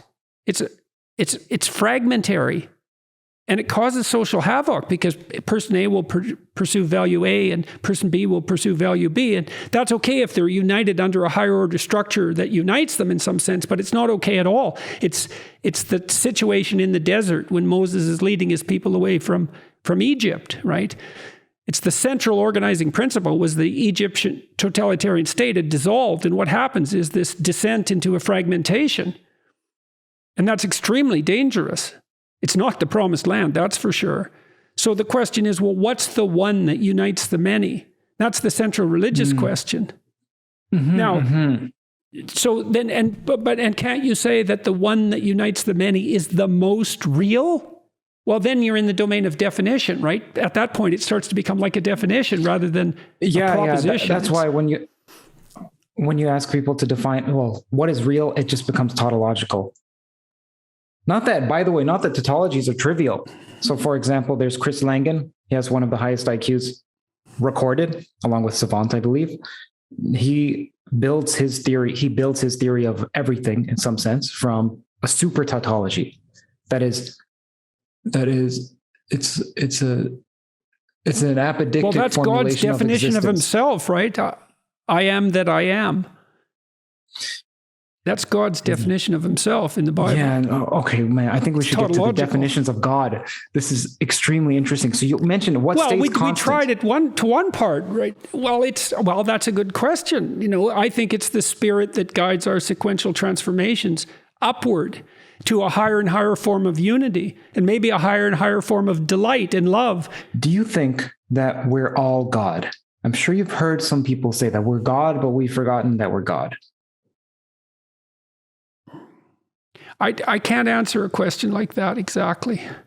I mean, I believe that the idea that we have a divine spark within is an extraordinarily beautiful, poetic, and necessary idea.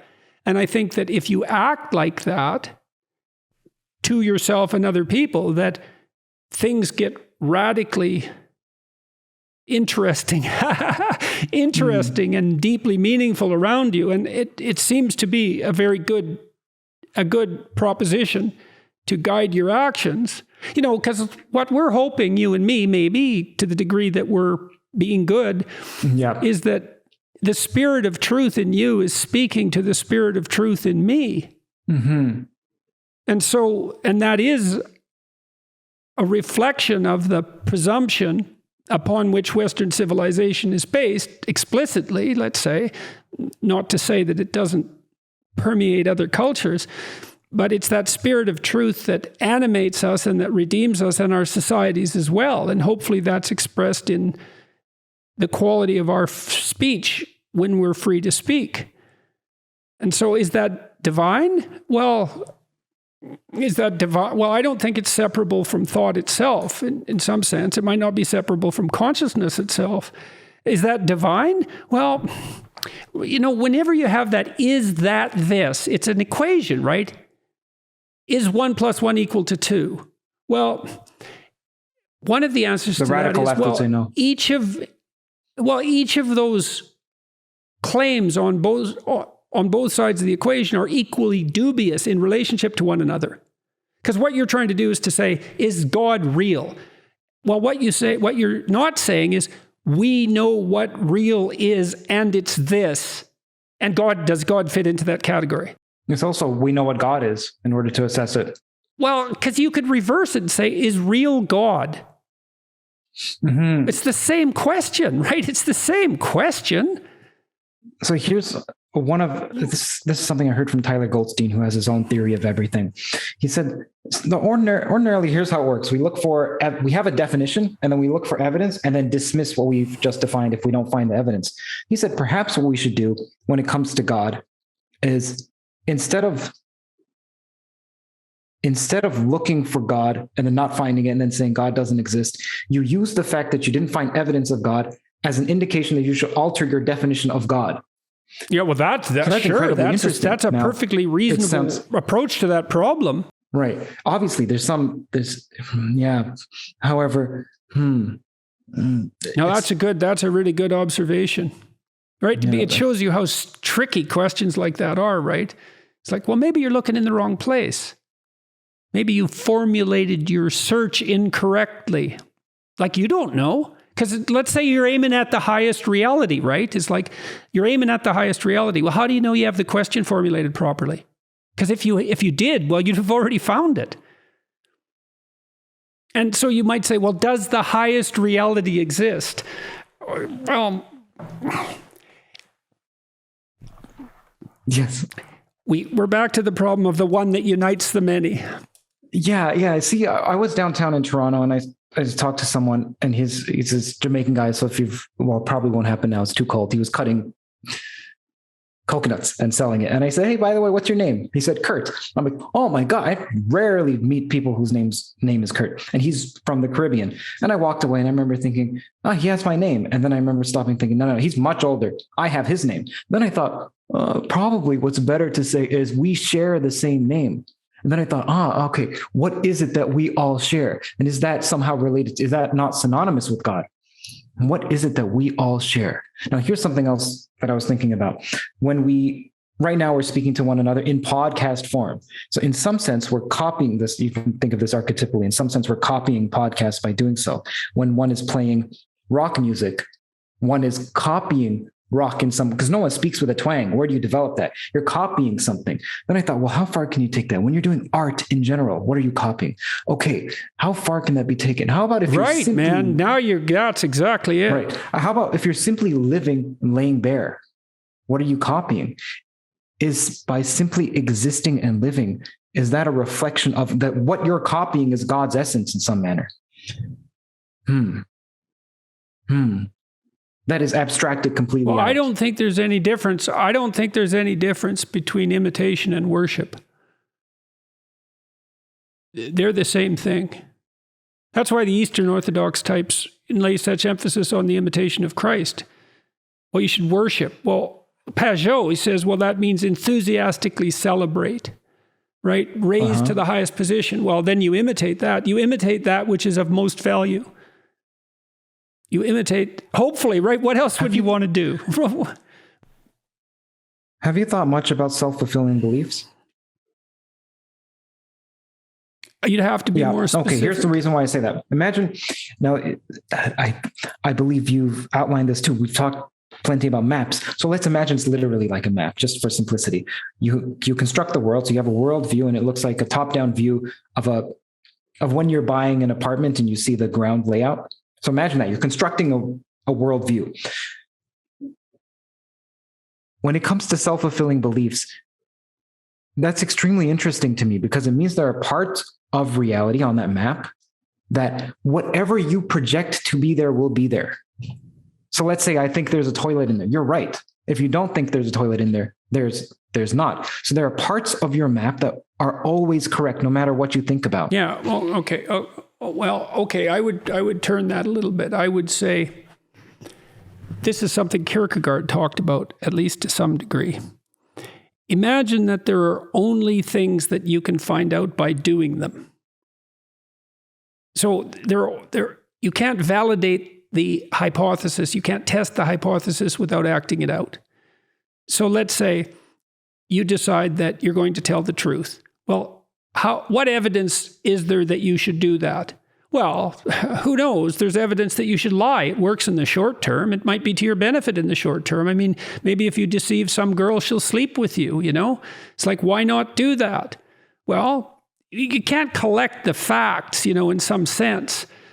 No, not in a simple manner. Well, let's say you decide to tell the truth as carefully as you can. Well, then you're going to have a certain kind of life. And you're not going to have that life unless you do that. And so you won't even get access to the data unless you take the steps. And that's partly why faith is necessary, especially in an endeavor like that. You have to decide at some fundamental level. Right. You know, maybe you're scattered all over the place. It's interesting when Christ comes back in the book of Revelation and he's the judge. So he's separating the damned from the saved, let's say. He says something very strange. He says, if you are neither hot nor cold, I will spit you out of my mouth. He actually says vomit. It's a disgust reaction. And it's this idea that it's the worst sin is to play both sides against the middle. That sometimes you'll lie and sometimes you'll tell the truth. You won't commit to something because you want it both ways. And that's the worst possible. Well, so let's say you commit to lies. Well, maybe you'll find out pretty quickly that that's a hell of a thing to do and learn. What if you don't commit? Sorry. Yeah. Go ahead. I was going to say, what if you don't commit, not because you believe that you know what's correct and you'd like to lie, but because you simply don't know. So you don't know that's which okay. one's what actions they take. Yeah. That's a different. That's psychologically. That's a whole different thing, I would say. Well, the real damage comes when you know what you should do and then you decide not to do it anyways. Yeah. You violate your conscience. Yeah. Yes, it is the same thing. And if you practice that, you're going to be in hell, and you're probably going to drag a fair number of people along with you if you have your druthers. So I feel comfortable speculating because I don't mind. Sorry I'm so sorry that I keep interrupting. Oh man, you're not. Don't be sorry about it. Yeah, okay, let me say this. Let me say this. It's fine. I don't know if it's true that you temporarily get what you want per se when you lie. And the reason is it depends on what you want. Now, obviously, everything depends on everything. You can always say that. It depends on so-and-so. But the reason I say that is that it's meretricious in some sense. You think you want object X, and then it turns out that you don't when you get it. So I remember in Pirates of the Caribbean, I could be misremembering this, but there was some gold. I think I'm completely generalizing this, but let's imagine there was some gold gem that they wanted and it glows. And this guy's like, there's only one in the world. It's unique. I want this. He eventually goes through this whole journey. He finds it. And then he says, then he's happy until he gets to this island where there's millions. It just, as far as the eye can see, there are these gold gems. And it just stops. He's like, why did I go through all this for that? And in some sense, I'm wondering, is the majority of religious texts telling us, you think you want so-and-so. What you actually want is this. And in that way, we can say that even the atheist, ultimately wants God. Even the serial killer ultimately wants God. Well, that's their distractions. I can't wander down that road with you at the moment because I'm getting tired. But I'd like to say one thing about that deceit issue again, and maybe we could close. If you lie to a girl and she sleeps with you, why aren't you a rapist? And is that actually what you wanted? Right, because it's false pretenses. Like if you could get away with raping. Well, so then all of a sudden you don't have, well, maybe what you want in your soul of souls is, the sexual encounter you'd have in paradise. You want love, you want companionship, you want a maternal embrace, you want eroticism, you want deep personal contact, you want eye-to-eye communication. That's all part of this fantasy, Then you deceive to get it, and then you get it. Well, no, you don't, because you're a deceitful rapist. And so what do you get? Well, you get the corruption of your soul and the contamination of the thing that you want and need most desperately, and that the entire human endeavor depends upon. And that's probably a good place to close. It was really good talking to you, man. Yeah, it was great talking to you. Now, man, I wanted to talk about free will. I'm about your film. Sure. Okay, I wanted to. Or maybe we did. Next point. You know what I mean? Yes, right, exactly. That's another aspect we can talk about. How much of reality is fractal-like, where the examination of any element, if you pursue it far enough, is the examination of the whole. Now, I know Cantor believed that by studying infinity mathematically, he was studying the mind or studying God per se. And some people think, why are you wasting your time if you're someone who cares about the good? Why are you caring about mathematics or physics? Or, well, hey, man, maybe if you're truthfully exploring something, you're trying. And I take I take exception to one of your rules, which is tell the truth. I like the codicil, which is, or at least not lie, but I would reverse that. I'd say, don't lie and try to tell the truth, because it's much easier to feel like you're telling the truth when you're not. You can trick yourself. And I think the majority of the time we think we're telling the truth isn't. And that's another reason I pause, because you start by stopping lying. There are thoughts you're right that occur. I have to compare. It's not easy to discern what is actually what I think and what's a reflex that just comes to me. So I'm trying to make sure. Well, anyway, we can talk about free will another time. It was really good talking to you, man. Yeah, it was great talking to Good you luck as well. with your continued endeavors and with your podcast. And I really liked your idea about not saying the same thing twice the same way. That's a real interesting mental habit, disciplinary habit. Well, that's smart. Like, what's 4 to the power 4? 256. Okay, so how do you know that? You can memorize it. But another way is that you can go, well, what's 4 to the power 5? Well, that's 2 to the power 10. That's 1024 if you're a computer scientist. You know that because you deal with bits. And then you can say, well, what's 2 to the... what's 4 to the power 364? So you can bound it from each side, 4 to the power 3, 4 to the power 5, and then you get a better understanding of what it means to be 4 to the power 4. So the more, even if it's slight alterations of saying the same phenomena, of trying to describe the same phenomenon, you get a better understanding of it. And when you're talking about something so complex... I never give the same lecture twice. Yeah, and that's not easy, man. No, but it's pretty damn entertaining, I'll tell you. Yeah. So before we go, I'm curious, why is it that you do these podcasts? What are you trying to accomplish with them? So one is obviously you're trying to learn, and obviously you've attained some level of fame and wealth. So it's not as if you want more. Perhaps you do. I mean, we can't discount selfish motivations, but what is the reason that you hope the good reason in you is? To have conversations like this and to share them with as many people as possible in the hopes that we'll build better people and not burn the world down. Yeah. Yeah. Some people say, well, why is it that I'm focusing on the left? And you mentioned it's not... See, some people from the left call the right reactionary. Well, so it seems like perhaps what you're doing on the extreme left, you can, even if you feel like the right is more damaging, you don't think you're provoking the right. Also, the left is more amenable to reason, and at least colloquially, it's more amenable to reason. So I thought perhaps I should pursue that. And I'm more interested. The right is blatant in the racism. So it's like, well, that's a 5-minute film if I'm to analyze the right. And so I'll let people know about, if they'd like to see more about me, they can visit Theories of Everything. So you can just type that into YouTube. There are conversations much like this, Jordan, where I'm so